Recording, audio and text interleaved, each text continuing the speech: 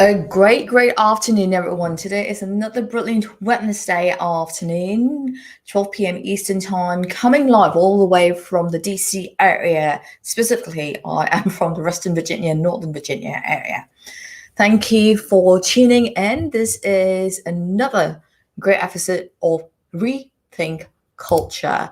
This is where we'll explore culture science deeper, and today we are going to dig deep into recruiting humanely and ethically. I am your host, Mila Duchamp, and I'm a culture scientist.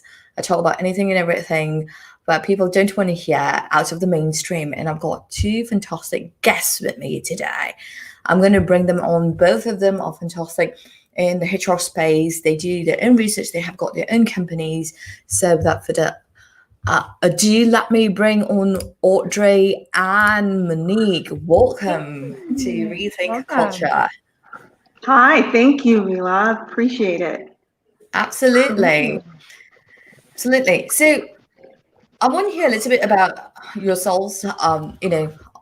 Introduce yourself. I know Audrey, you're in the HR field, and Monique, you're in the HR field as well. So let's start with Audrey. Would you like to introduce yourself? Sure, thank you. So I'm Audrey Watson. I'm owner, founder of a company called BU. I provide career coaching as well as HR consulting services. I also can pride myself in a signature program called HR Game Changer, where I help individuals interested in the HR field transition through untraditional strategies. So thank you so much for having me here. Thank you for being here. I was really excited when we connected. And when I learned more about you, it's like, what, you need to come on my live show. We need to explore deeper together. Absolutely. And Monique, I stalked you, or I do not know how I stalked you, but I stalked you on LinkedIn and we got okay. So Monique, introduce yourself. Tell us, what you do. Okay. Hey, so my name is Monique Arrington. I am the founder of a company called Arrington Case by Case. This is a staffing firm as well as a coaching firm. Mainly what I do is I do recruiting strategy work as well as actual perm recruiting for startup tech companies here in the Bay Area. And I do career coaching where I basically transform someone from essentially not knowing what their purpose is to leading them into their purpose and then getting them the job they want through staffing.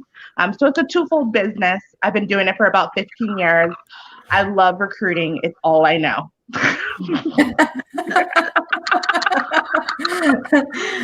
That's awesome. So we have got a few followers, our faithful followers, Vivian, all the way from Europe. She says, "Hi, ladies." Hello, Hi. Vivian. Thank you for joining in, and really appreciate your support. And of course, we have Krishy as well, and he has been a faithful follower all the way from the APAC region, Singapore. He has been following us for the past few weeks, so thank you for your support as well.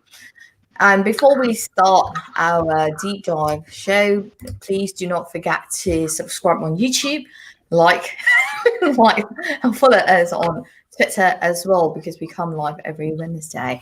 And today's topic is I'm so excited to talk about this. So we're talking about humane and ethical recruiting. Humane and ethical recruiting. So I want to touch on, recruiting humanely and ethically. And to start with, I would like to know, has the area of recruiting changed over the past 10 or even 20 decades? Because it seems like it's pretty stagnant. And yeah, I want to hear your thoughts on this. Okay. So recruiting has changed in a lot of different facets, right? One, recruiters are more marketers than they are regular recruiters at this time, as well as recruiting comes on now because of that marketing arm. We don't necessarily do the day-to-day recruiting tasks that a lot of people think. So like when I was in talent acquisition, 50% of my job was strategy and the other 50 was marketing. So with me going out and looking for talent, building communities. So I would say that's a huge change. 10 years ago, we weren't so worried about employee branding. We were not so worried about marketing. And we're worried about those things now because of things like Glassdoor. Another huge change has happened in recruiting. I think more recruiters are getting a seat at the executive table than they have before because of head of talent roles and things of that nature. But overall, yes, a lot of practices in recruiting are stagnant. But those are the changes that I've seen.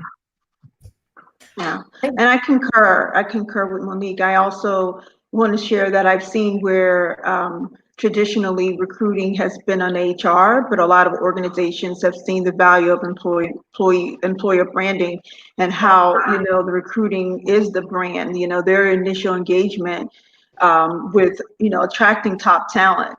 So I've seen where they've actually allowed recruiting to be its own department where they can strategically sit at a seat and work with C-suite staff, understanding not only, is it a specialized craft, but also it takes partnership. It's not just the ownership on the recruiter. It's not just finding a talent and filling a requisition. That is a partnership with recruiting as well as with hiring managers. So definitely has definitely changed and evolved. And to piggyback off of what you just said, Audrey, in regards to the fact that it's a seat at the table, a lot of recruiters are still working transactionally, right? 80% of recruiters work transactionally. It's the reason why I left corporate America is because I was seen as a transactional recruiter. It was like, you have 30 reps, go fill those. I'm like, wait, let's talk about strategy. Let's talk about how we're going to do this. Let's talk about the lack of diversity in your marketing team.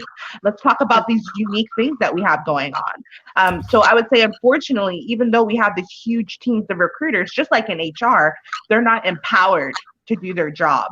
So that's kind of what I just wanted to take away from that. I love a quick comment. Vivian says, I love what you shared regarding recruiting as a partnership. And I want to touch on that as well. You mentioned about, partnership with leaders, partnership with different, like C-suite as well, right? Most of the time as an outsider, and I've been researching this for the past few months where, I have interaction with recruiters. It's very touch and go. Like to your point, it's very transactional, right? It's like, it's like, are you worth it or not? You're not worth it. Okay, get out of my way, kind of an outlet. And that's what a lot of people have been expressing to me as I've been researching this. And how can we put the human back in that facet as opposed to being transactional and being truly a partner, not just with the leaders, but being a partner with whomever that you come in touch with? Because as a recruiter, you are becoming the first point of contact to represent a culture, to represent the company. And I think it's a huge responsibility on recruiters to bridge that gap, right? To bridge that gap, not just in that relationship building, earning trust, but also portraying what this organization is all about. Because the way that I treat potential team members to come into this environment is going to give them the picture. Is it a yes or no? So I want to hear your thoughts on that. So my initial takeaway when you listening to you, Mila, is when it comes to having the human element, it starts with our senior leaders, how they're managing COVID-19 right now. Those that are in transition, you are in a really delicate state because you need to monitor organizations, how they're managing their employee force, how their senior leaders are portraying as a conscientious leader or not. And so it starts with senior leaders understanding the human element. You may not have answers to everything that COVID-19 has introduced to our economy, but how you share that and transfer that ownership. That yes, I may be CEO, but I don't have all the pieces together. This is new to us.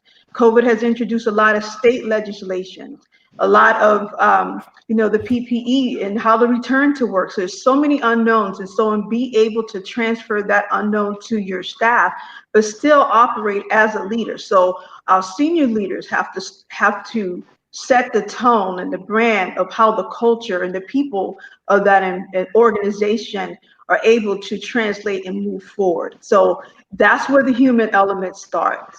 And I've seen organizations like, for instance, I saw today that Microsoft is looking at, employees returning, potentially on site next year in 2021. Google is doing the same thing versus the CEO also at Twitter is looking at they may not even have their employees return back on to offices. So it's all about understanding what's happening around you and being mindful of how organizations are handling COVID-19. And those are the employers of choice. Those are the employers that you want to target because they have the human element and they've transitioned, they've taken away those big hats per se, and has been actually transferable in relating to the people. So that's where human element actually begins with our C-suite. I definitely think that it's owned by the senior leadership, but then it's owned by the whole organization. It's how the organization and the employees work on a day-to-day basis. Do we treat our employees like humans, or do we treat them as if they're just human capital? That's a huge distinguishment, and it's going to go into recruiting. So, for example, I'll tell you a story of when my last corporate gig, I was having a conversation with him and I said, guess what? I go to all of the candidates that didn't get the role and I call them and I let them know why they didn't get the role. Like, I don't just send out a one generic email. And I mean, this could be hundreds of people, but I take the time on a Saturday and I will call and I will bring that human touch to them because I know they spent time to do that. You know what happened? My organization was like, you're spending too much time talking to people that we're not going to be interested in. So it really comes down to how senior leadership in the company views candidates. And a lot of the time they view candidates as human capital. So they don't empower recruiters to treat them as humans. I don't know any recruiters that want to ghost a candidate. I don't know any recruiters that do not want to represent their brand well, but it comes down to the fact that they're not empowered to do that. They're only empowered. Their real job, my real job as a recruiter, is to my stakeholders, is to find an engineer and give them the engineer. Everything else, most organizations do not see a value. But the great thing about the people that I see, that I work with now that I run my own businesses, we're working on empowering leaders to treat people like humans. So it starts in the organization. Treat them like humans, then they will go and treat outside people like candidates like humans. That's kind of what I've learned along the way. But you're absolutely right, Audrey. It has to come from leadership. They have to be showing every day. But that's another essential real problem in business, right? The fact that we don't see each other as humans when we go into our offices. We are now these professional people that have to act a professional. I call BS. And I think the main real issue, the real big issue that we have with work in general is we don't understand personal and professional are the same thing. And when you go in that work, you still have the same personal problems. You still have the same personal great, things. So there's an issue with that, definitely. I love what you just said about empowerment and bringing the human element.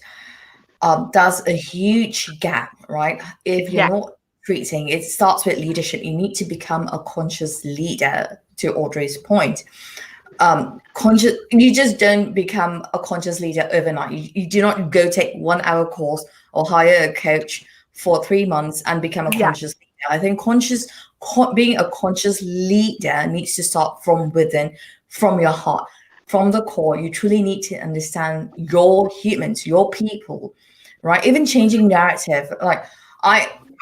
So many recruiters are going to be so bloody pissed off right now, but hey, this is no BS session, so deal with it, everyone. So my whole thing is that even we have to change the narrative of even referring to our people as, oh, they are employees. They are just a number, to your point, Nick, right? And everyone, I do not know. This is something that I can't find out. Are recruiters operating from a stance where are they getting commissions? So is that why they don't, oh, you're not valuable to me, so they don't even get that communication out. It's always like, so many of my friends, so many people whom I've interviewed, they say, no, I don't hear from recruiters. I send out an application and then I get a standard email, and then I'll have a phone interview and I do not get responses. So that's the gap where I'm like, what's going on? Yeah. What's the, if so you are, yeah. So I just want to answer that question. What's going on is twofold. One, there's two different types of recruiters. There's a staffing agency recruiter who gets commission based off of everyone that they place. So yes, they're coming from a sales side of things. They just want to reach out to people who they can place. But majority of the people that you apply online are actually going to an internal corporate recruiter. Now, internal recruiters are the most worked in most organizations. So an internal recruiter has anywhere between 30 to 60 requisitions at any time. These are within all verticals of the organization.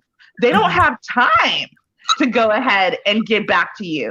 So when people tell me, hey, I applied at Twitter and they didn't get back to me, I'm like, Twitter gets over 500 applications per hour. So yeah, they didn't get back to you.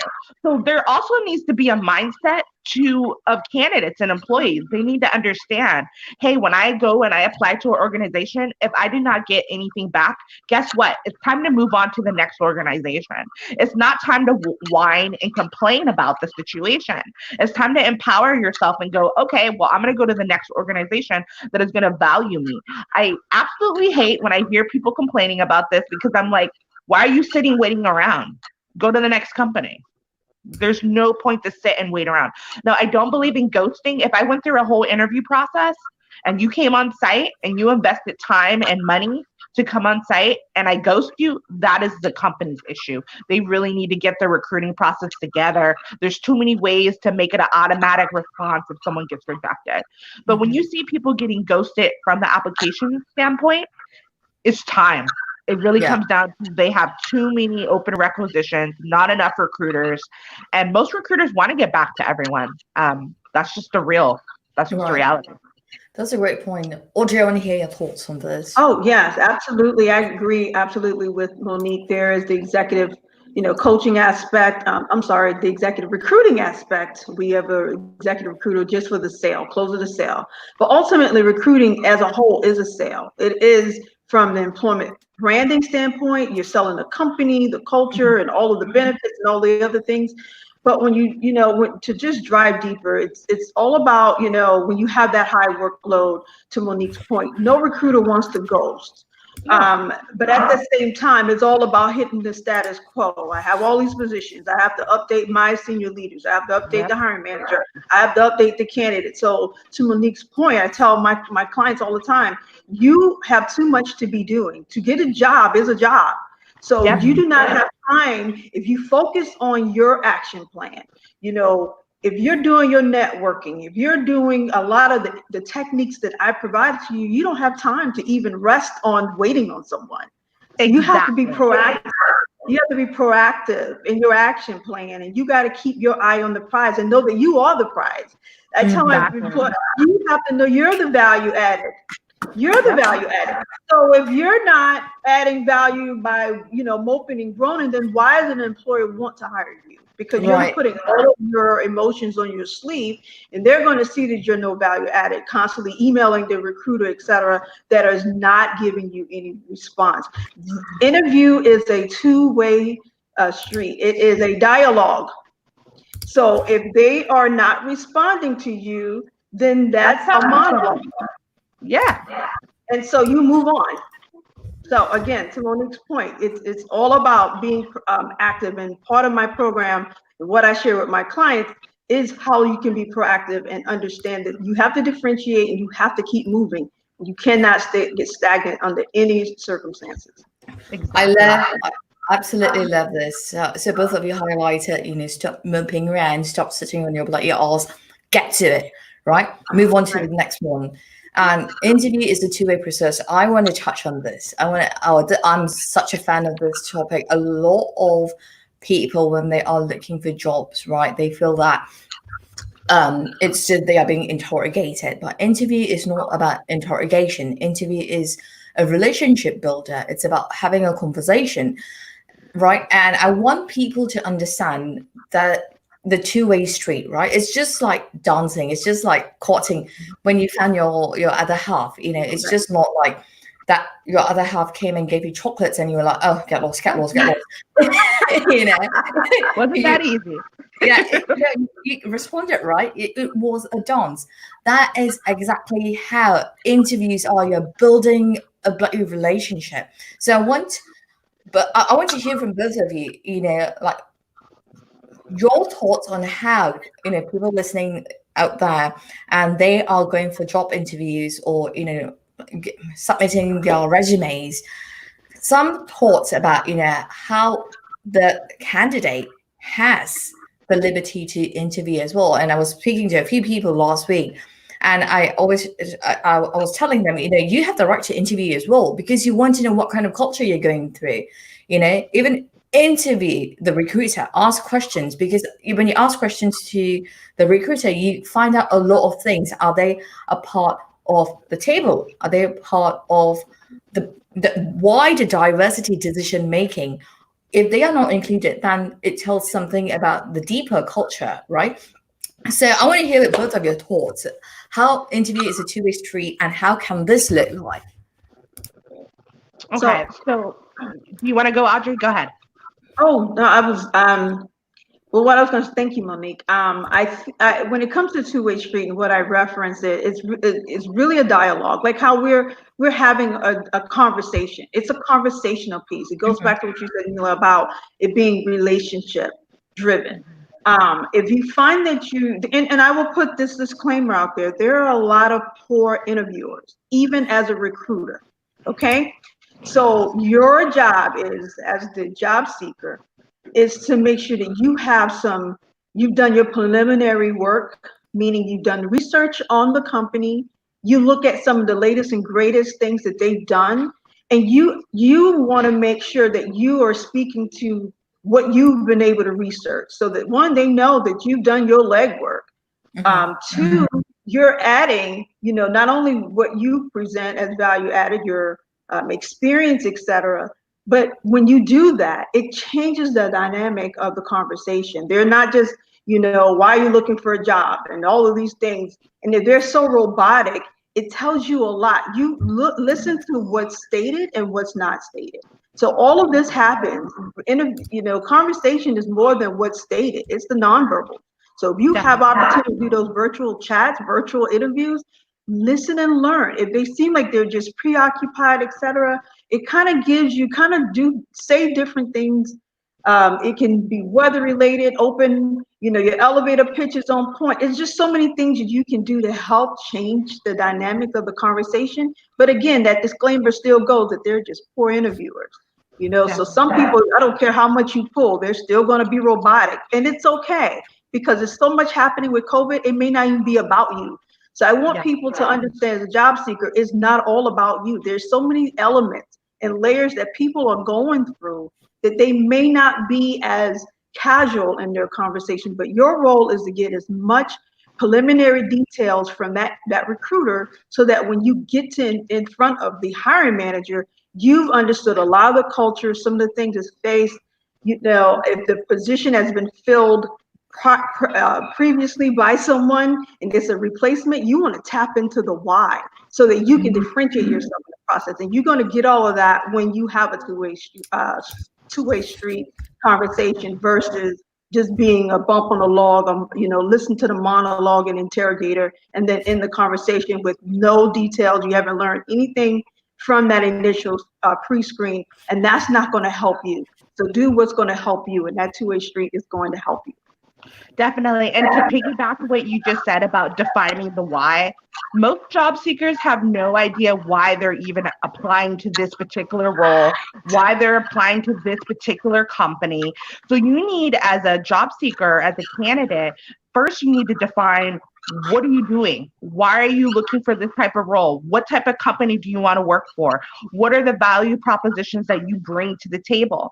And then when you get in that interview with the recruiter, that is the best interview that you have, is the first round of interview that you have with the recruiter. It says everything about the company. One, is really coming in there with actual real questions about the process. So for instance, if you realize that you need to take 5 different rounds of interviews and a case study and 2 assessments and a test, you are going to realize that they're disorganized and they have no fucking idea what they are doing.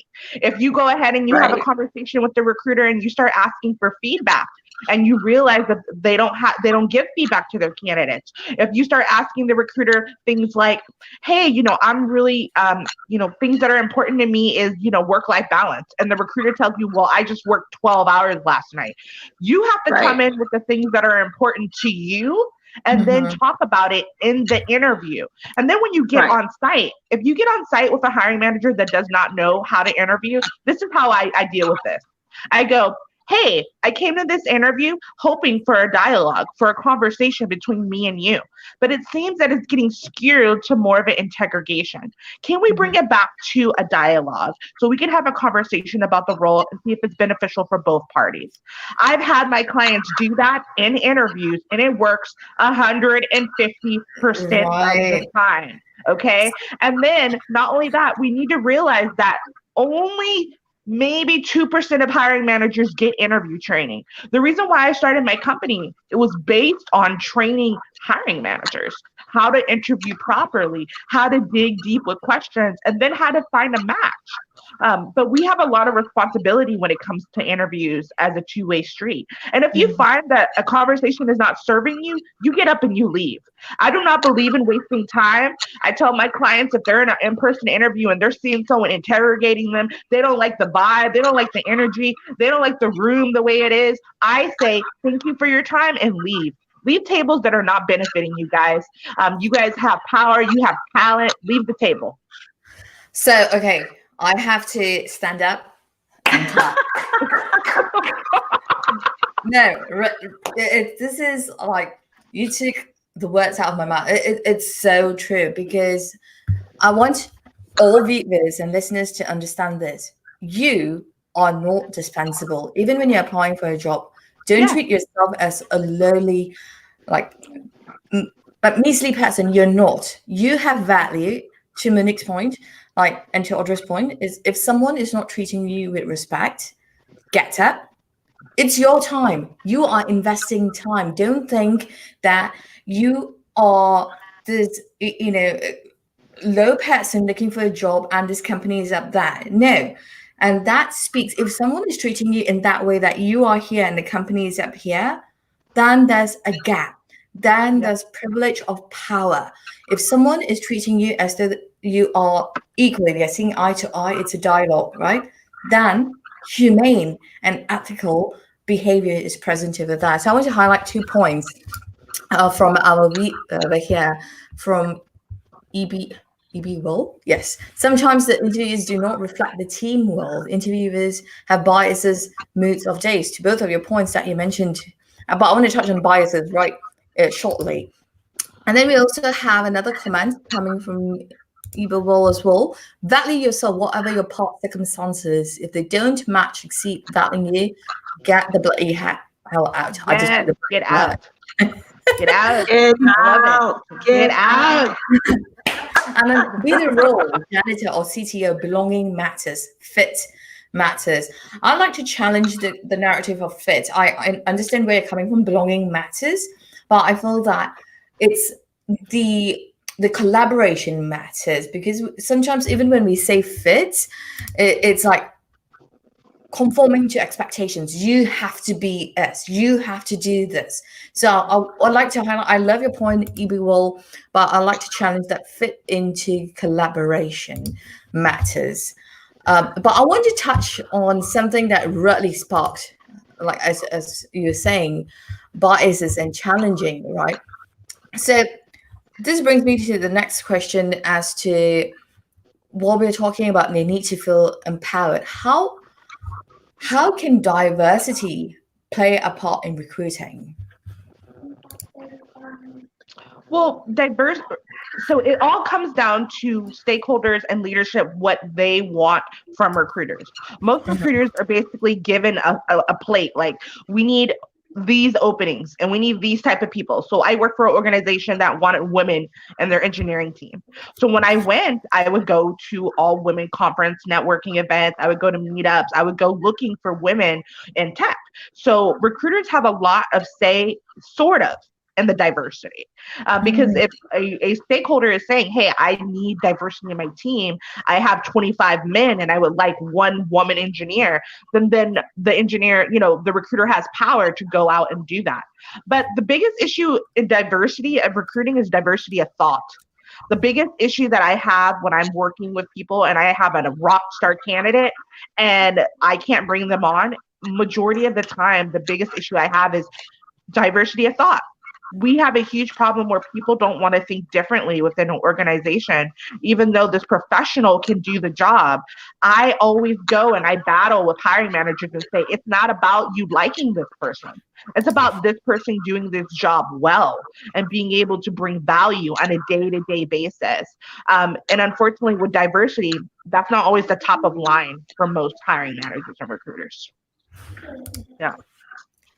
So for me, when I think about diversity, and I've definitely been in corporate recruiting roles for, a lot of my time of being an HR professional. And I will say that diversity goes back to my initial point about starting with senior leaderships. I hate to keep driving that, but it does, because what I find oftentimes is, they look at the employee base and they see that they have diversity. But for me, when I look at an organization, key diversity is what I see in your C-suite. If your C-suite is not representative of diversity, then you lack diversity. You're not bringing in diverse, cultures, et cetera. And another thing I see as a key player, if your learning and development do not reflect diversity training, because a lot of the bias and the unconscious bias comes in from lack of training. So when I look at organizations that do not promote, I just left every now and then I like to join virtual recruiting events. And I like to, go on site and look at different career fairs and just see how things are going, now that I'm out of that arena. And a lot has not changed. Everyone wants diversity, but what is your true activity? Not just having, a diversity career fair or something where I got a email, actually, I guess I'm in their database from this large company because they're targeting diversified applicants. But when I look at their culture and I look at their C-suite, when I look at some of the Glassdoor and the Fairy God Boss websites, and I see these reviews of how diversified employees are forced out because of the unconscious bias and the activities that they've actually been subjected to, then that, really, what do you want your diversity to look like? How are your policies set up? How are your culture events set up? What are people saying about you? All of that together cultivates what your diversity efforts truly are. So as of those that are in transition, really look at that. Again, now, just because it's COVID-19 era and just because we have over 6 million, people unemployed, you are still valued. You are still the value added. So really look at what they say, look at what they're doing, and look at how you're treated during the candidate experience. And that'll tell you really how diversity is really valued. Yeah, I love that. Another standing applause. I love it. I think something that we didn't brush up on, though, is with diversity must come belongingness and inclusion. Right. If those things are not a part of it, it doesn't matter what the recruiter does as far as getting diverse candidates. They're going to be pushed out in the first 6 months because they don't feel like they belong or if they're inclusive. So most organizations haven't even defined what diversity is, what that looks like for them in their organization. They think diversity is basically 3 Black people, 2 Chinese persons, and 1 Spanish person. And they call it a day and they say, hey, our teams are diverse. But they don't realize diversity also means classes, different classes. It means different ages. That's the biggest issue that I have in startup tech is ageism. That's like once you hit 45, your career is basically over if you're trying to look for another role. So the definition of diversity needs to be defined first for an organization. and then embraced, and then a recruiter can do their job and basically go out there and find the right diverse candidates. So I love what you just said, right? Having a few Black people and then two Chinese people and one Spanish people. Oh, I look at that as tokenism. I've been in so many spaces where, I've been in so many spaces where it's like, are you truly wanting diversity, or are you just putting a person to check the bloody box and say this is it, and not really include their voice, their thoughts, their practices, their lens into decision making, and it becomes ethical, humane decision making as well. Everything is tied together. It's not an isolated team. I always tell people this. Diversity is not an isolated team that belongs in the bloody basement. No, it's an integral, holistic practice that needs to be integrated and has to be integrated in every facet of your organization, from C-suite to middle management to recruiters to every single thing. If you don't embrace diversity, it's going to trigger off too many types of biases: unconscious, conscious bias, conscious discrimination, negative bias, right? Social exchange bias. Everything is going to come into place. And most importantly, it's going to promote groupthink. Groupthink kills innovation, kills creativity, kills diversity. It promotes a dominant culture. It promotes a privileged culture. So I just had to say that. I think everything you said was so spot on. I loved it. I think it's 100% right. Yeah, I love that. I love what you're all saying, and some of the things that I want to tap into. I know that we don't have much time left, but how can I want you to ask these questions? How can someone I know it is a responsibility of everyone in the organization to shape that culture, right? To shape the culture of recruiting. Ask questions. Audrey, you mentioned about policies as well, and that is such an important facet, right? Making policies impacts positively or segregate negatively. Yeah. And for someone to be in that position of, I call it power. Power is when you have the platform to make a decision and impact for the positive, for people who are there, regardless of their age, regardless of gender, how they look like, how they sound like, right? Whether they've got an accent, no accent, whatever it is, to impact them in a very positive manner. How can diversity become integral in the first point of contact? I think it comes down to the type of conversation that you're going to have with the individual, and then bringing up the diversity point. I'm not scared of that word. So when I have a conversation with my candidates, I talk about the landscape of our office. I talk about, hey, where are you from? What do you do? Who are you? I think really having that first conversation with a candidate and really bringing up diversity and really understanding their biases and your biases, that's how you can really make it, a part of your first contact with someone, is bringing it up. A lot of the times we just don't want to talk about race. We don't want to talk about diversity. I think we have to bring it up. And to her point, I also think, because a lot of times you may not get that initial conversation or that pre-screen from a recruiter, you may just need to go to the website of the organization of choice, the employer of choice that you're targeting, and see what their website is saying. Look at, when you go, if they want to introduce their culture, because a lot of companies are now creating these videos and you get to actually engage. That's another first point. What is your impression when you get on your employer of choice? And I'm saying employer of choice that you're targeting, that you think adds value to your life. When you go on their website, what does their social brand tell you? Their social brand, and it should be updated. If you go on their Facebook and they haven't posted anything since 2018, and it is now 2020 with all the things that's going on, that tells you a lot, because you really want to do your research, is what I talked about earlier. You're researching that employer, and even if you are gainfully employed and your COVID is kind of juggle some thoughts, and you're you're kind of in transition of where you want to make your next home, you really just want to make sure that you engage as much on LinkedIn, different employees that's there, have informational sessions, because not all the time you're going to get the platform or you speaking with the recruiter. But if you do your due diligence with some informational sessions that you're able to obtain, that could be another way of getting firsthand information, as well as reviews on Indeed. There's reviews on Google. There's reviews on Fairy Godboss. There's also on another platform, just Glassdoor. Those are other first point contacts, and really see, some of the information that's being shared, because if someone is a diversified employee and they've been impacted, they're going to give you some information to let you know how they were treated, and that's going to be really, really detrimental as when it comes to diversity and how you want to target your search.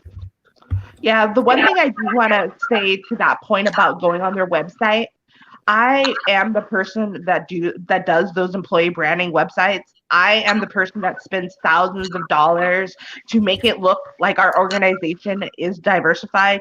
Do not believe those videos. Do not believe the websites. Do not believe any of that, because I, as a recruiter, as a person in employee branding, I spent 7 hours, 8 hours trying to figure out how I'm going to showcase our diversity per my stakeholders. So I would say that's probably one of the worst things to do, is to go on the website and look. I would say the one thing I would like to see is if they have a board, I go and look at the diversity of the board. I go look at the diversity. That is the most telltale sign that if they empower women within their organizations, if they empower people of color, that's the only sign that I see. I don't care about the employees. I want to see, are your board members diverse? Are your C-suite people diverse? Because if all of the employees are diverse, but they don't have board members, key players, then it's fruitless, right? So I just wanted to make that point, because so many people are like, oh, Monique, I went to the website and I see like all these cool Black people and Asian people. I feel like it's so great. And they get into the organization and they realize, guess what? You're never going to be a VP. You're never going to be a board member, because it's never happened. And they're never going to be diverse. So being diverse at all levels, because we know board and VPs, these are the people that are making the bigger decisions for the rest of the work. So I just needed to say that, because I'm always getting told, hey, they look diverse on the website. I'm like, no. Well, to that point, I wanted to share also with, I've been on the other side too. I've been on the side where I've actually created those videos. I work with third-party vendors. Yes. I've actually looked, as anyone going to a website, you want to click, most companies have their leadership, and some of them even have pictures. So just add a little bit up to Monique's point. Yes, they will show you can, but physically seeing someone doesn't always tell you that they're diverse. There are a lot of different things on their social media platform that's going to provide you if the company is diverse.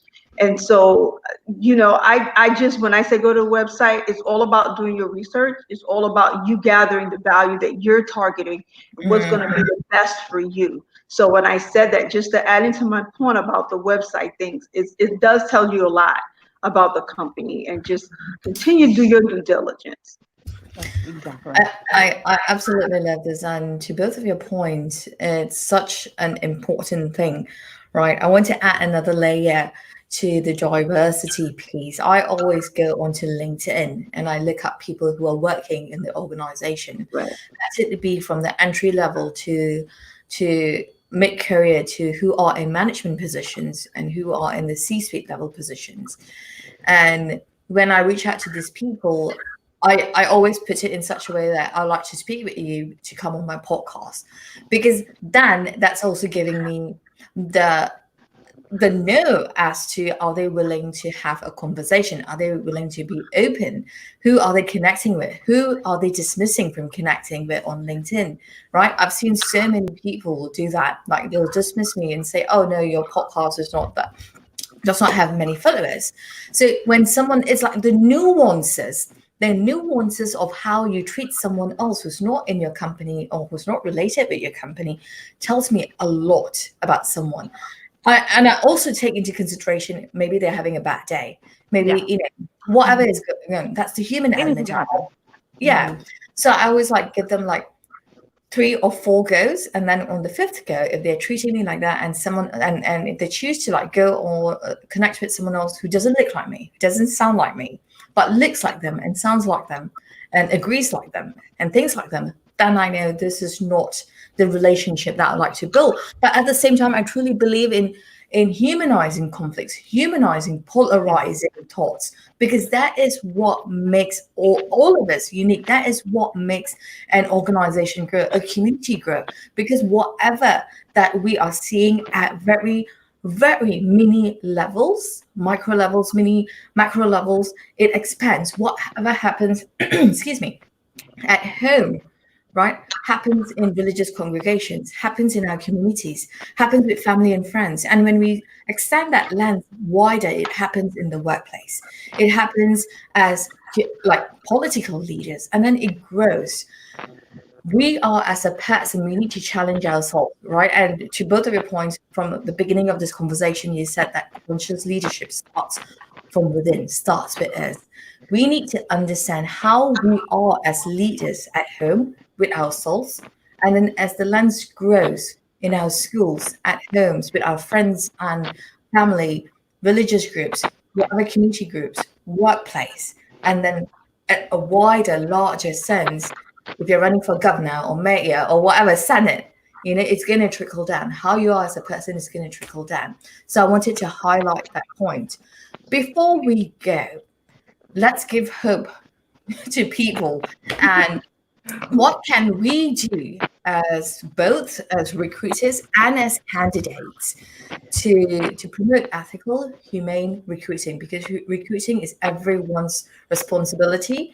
And even if we see something is not right, we have to say. That's how we make an impact. I want to hear both of your thoughts on this.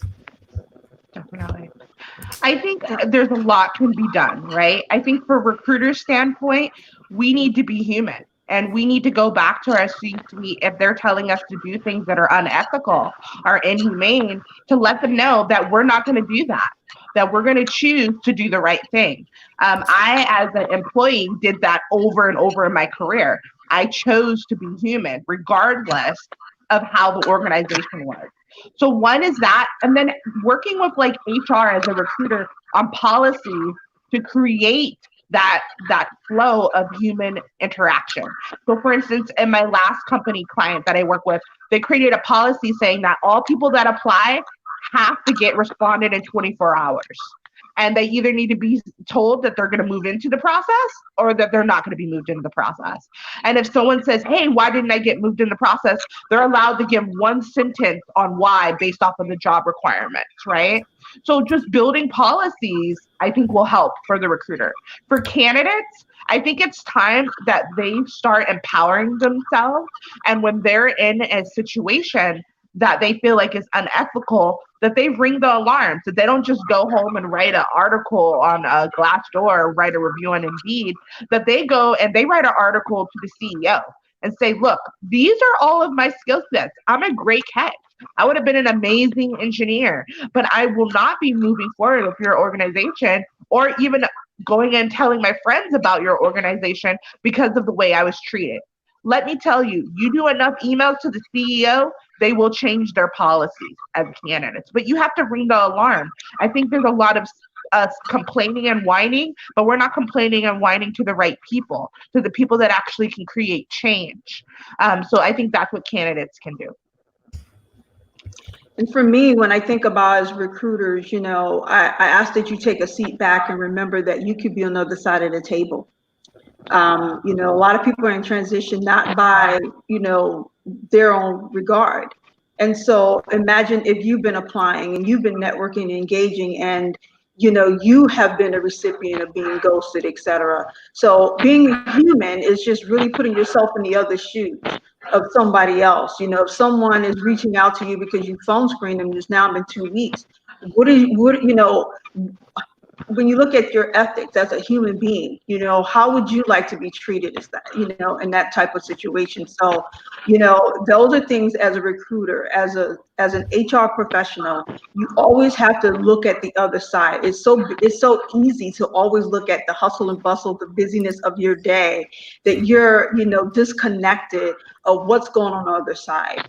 And from a candidate aspect, again, you should be so busy researching and moving forward in your life that you're not, so overwhelmed by whether you get a response or not. And you also, like I said, researching the company, you want to make sure that you are asking, going back to that two-way street conversation, that you're getting as much information as you possibly can, so that when you engage in that one-on-one discussion with a hiring manager, you're really showing that you've done your research and that you can really probe them to find out what type of leader they really are. So when you can walk away making a decision, if they present an offer, you can either say yes or no, because you know your value added. So those are some of the key things that that at the end of the day, when you go home, that you've accepted an offer that you know that you can make good on, because you've done your due diligence. So those are the key things that I would say, to put the human element back, that you're putting yourself first as a candidate, but also being mindful that it's not all about you at times, that you have to just, look at what things are. I will share this quick story. When I had the interview yesterday with this company, and again, it's all about pivoting now with my business. And this person reached out to me because they like my profile, my background. They went on and on and on about the company. And I had to say to myself, is this some place that I really want to work? Because as a recruiter, I'm recruiting and I know the game, and I know when there's a bunch of BS. And I also know when you're really not happy with what you're doing. Your monologue and things that I was able to ask, it didn't go anywhere. I didn't feel like a human. I felt like you were just checking the box, and that I wasn't able to really understand what you're targeting for this role. So again, knowing your value, you're definitely going to be in tune into what you want. And at the end of the day, that's what you want to go forth with. I love it. Thank you both for being here and sharing your insights, your expertise, and really exploring, getting into this deep dialogue. I love it when we can have dialogues like this and really talking about real stuff, right? No bloody bullshit, and just realness. Because there's so many people trying to cover up things, sugarcoat things. But when you're recruiting, when you're joining an organization, it's like marrying your partner and going into a new family. Yes, that's how I look at it. Or when you're getting adopted, right? When you're getting adopted and going into a new family. And people always say work is not family and family is not work, but it's people. The main factor is people. You want to interact with people. You want to have that connection. Yes, not everyone gets along, but also having that conscious level as even when we don't get along, how can we humanize this, right? Mm-hmm. Humanize conflicts, humanize polarizing thoughts, humanize the fact that we are here for a common mission, and also embrace that individualism that everyone brings.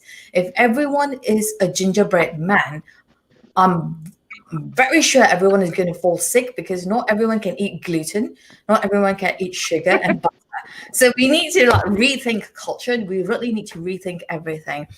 Hold on, right. I want to still speak with both of you before we go offline. But to audiences, listening, viewers, this is Culture Science, and we explore culture science deeply. Every Wednesday at 12 p.m. I'm Mila Duchamp, your culture scientist, and thank you, Audrey Watson and Monique Arrington, for being on today's Culture Science Explore. Thank you. So much. Thank you for having me.